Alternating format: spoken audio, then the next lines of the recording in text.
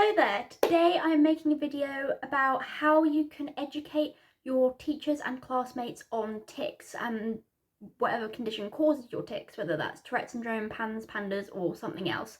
And it's so important to educate your teachers first of all, because that can allow them to give you the right support and can also prevent them from managing your tics in an inappropriate way or responding to your tics in an inappropriate way.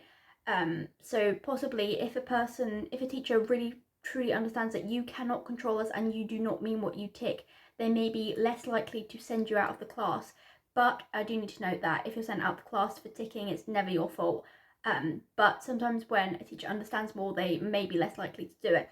So I do think it's really important to educate the teachers, and it's also important to educate classmates, because then you are making a difference, you are making people more understanding and less judgmental, and hopefully people will really treat you better. They'll be able to support you, be there for you, and hopefully they're less likely to ridicule you. So the first thing I would say in terms of educating a teacher is, before you start, if you have the teacher's contact details before you start their class, then you could contact them and explain your tics, explain your condition.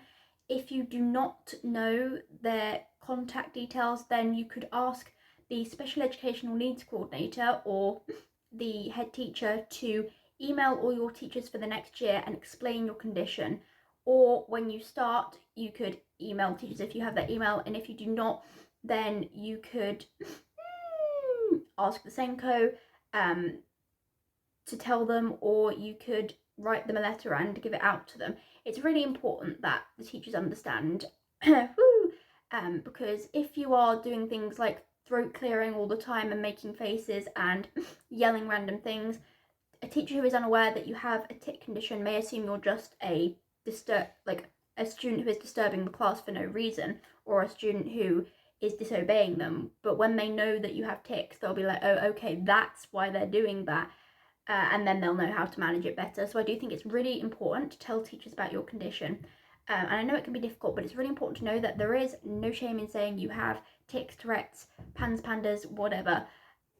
When I was in year 7, I once got bruises on my hands from a tic, and I went to the school nurse and explained that I have bruises on my hands, and I was too ashamed to say that I have Tourette's. That's before we knew I had PANDAS, but I would not say Tourette's, because I assumed that if I said Tourette's, then they'll think I'm a student who just swears all the time and is really badly behaved and horrible. Now I do swear a lot. Swearing is one of my most common tics, but I'm not a bad person, so it's really important to know that.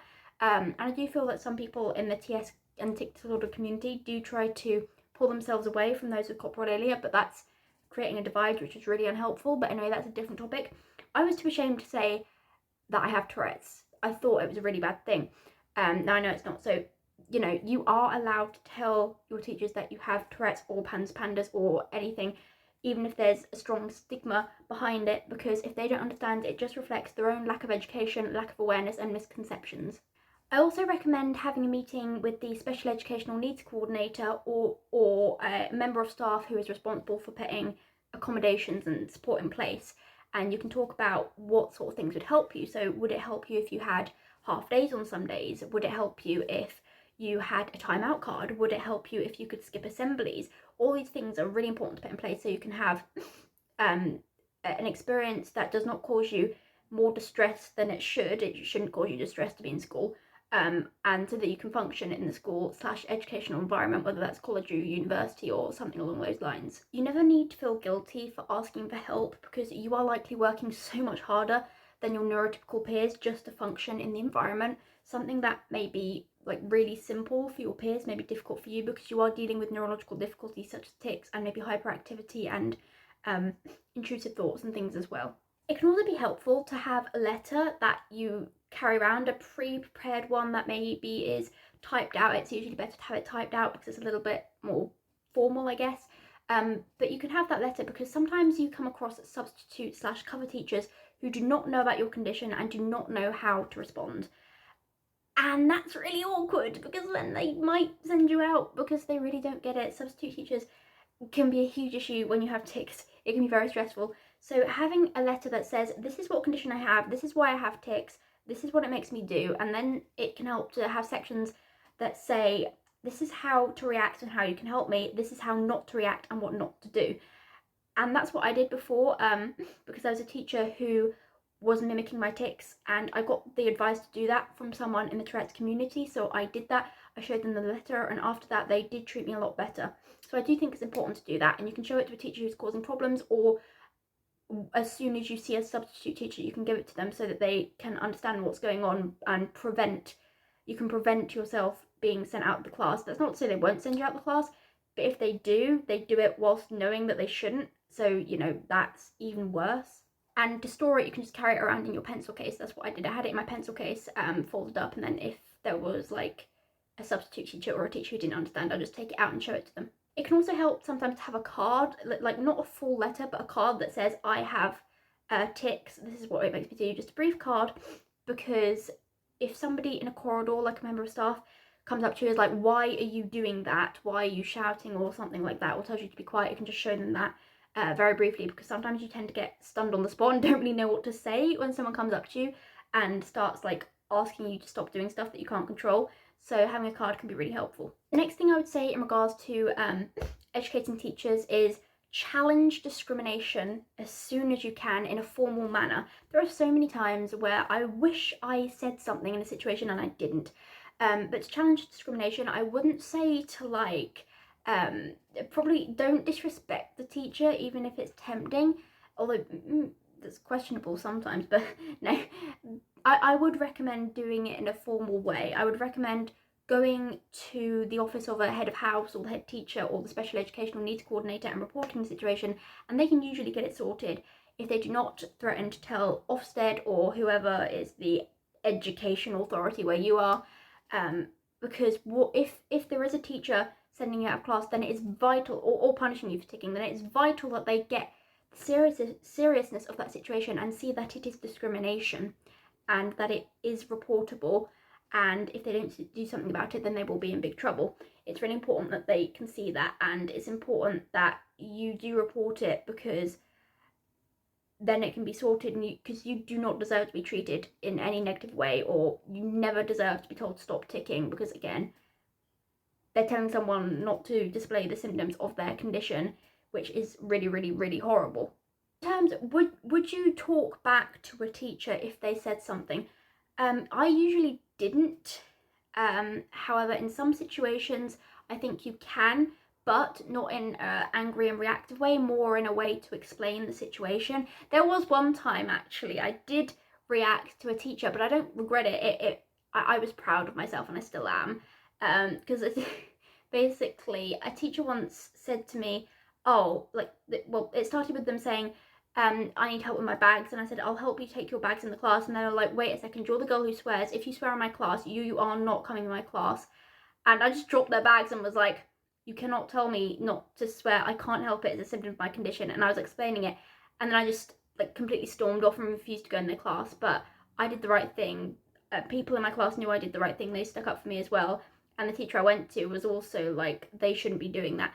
So I wouldn't recommend like being really rude to the teachers, but sometimes if they are being really horrible, you need to stick up for yourself, like not in a horrible way. Don't don't insult a teacher or anything, but do stick up for yourself and say, you can't do this, this isn't allowed, this is not appropriate, you can't punish me for something I can't control, and things like that. I would say that's okay to say, because sometimes you do need to stick up for yourself, and there are times when I didn't, and I regret not sticking up for myself when I should have done.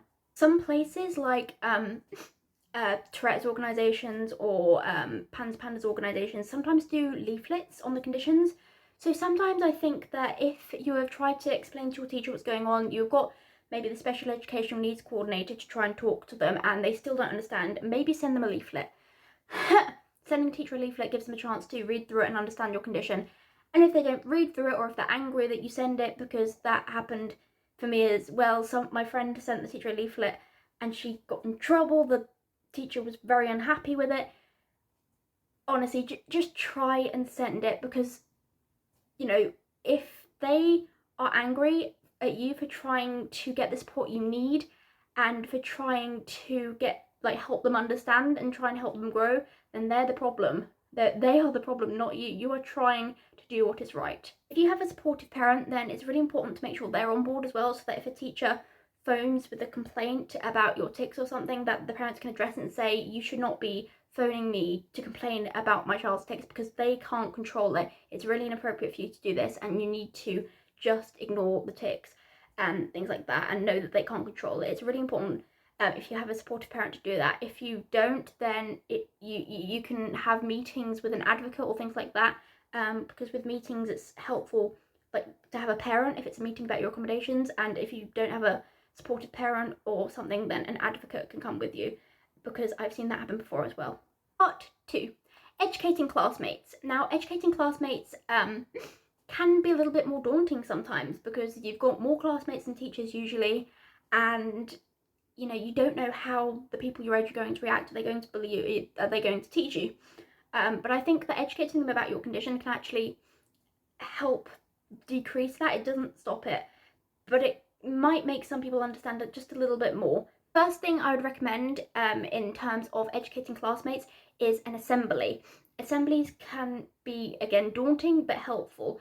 You could have an advocate come in to do it for you, or you could be really brave and do it yourself.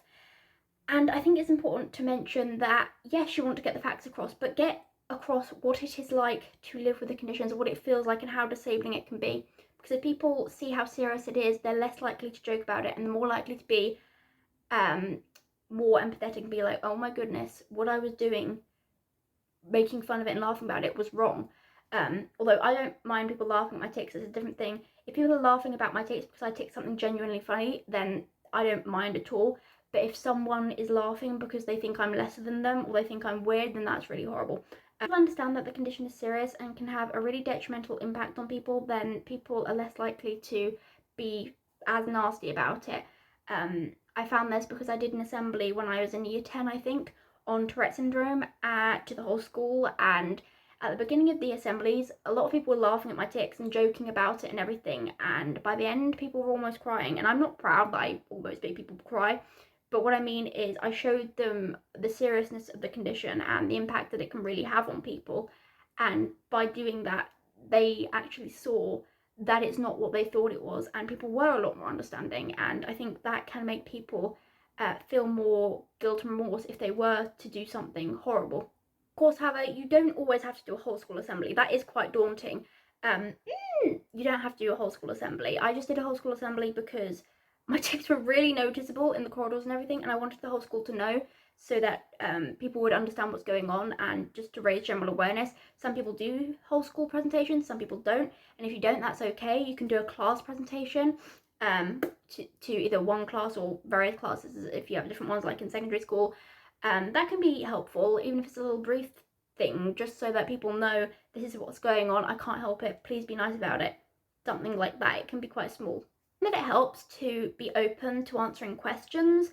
Obviously not invasive ones. If people ask you really inappropriate and invasive questions, then you do not have to answer them. You do not owe anyone your medical history or anything. However, I do find that it helps to be open, because a lot of people are just curious, they're not trying to be rude.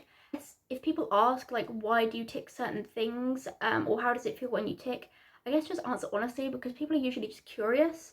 It really does help open up a conversation and let people see that you're not like weird or an outcast in any way. You're just someone who struggles with something, but you're open to talking about it. You're not hiding it from them.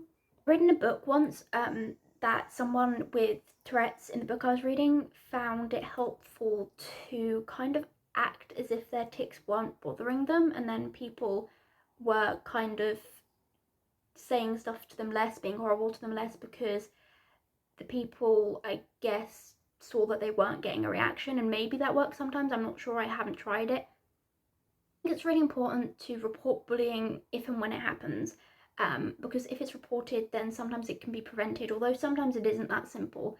I think if you are being bullied, it's really important to work on confidence, because people may say things that are horrible or do things that are horrible, but if you're confident in yourself, then it may not affect you as much. It still affects you, but it's less likely to have such a dire impact on your self-esteem and confidence. So if you are bullied, then working on improving your confidence can be helpful, and talking to others in the community can be helpful, seeing that the things that people are bullying you for are not your fault, and that you don't deserve it, you've never deserved it. And seeing that those people who bully are really just people who don't know what they're doing, they are just being horrible for the sake of it. I think it's better to be a person who tics than a person who's horrible to others. So, you know, it's not your fault if someone is doing that. It's nothing about you. You cannot control your condition. But I do think it's important to report bullying as soon as you can and to try and do something about it. I don't know if you can see, but it's really hot in here and I'm just like melting. I feel like I'm melting whilst filming this. So I'm going to stop filming now, but I hope this video has been really helpful and that you have some ideas on how to educate your teachers and classmates on your tics.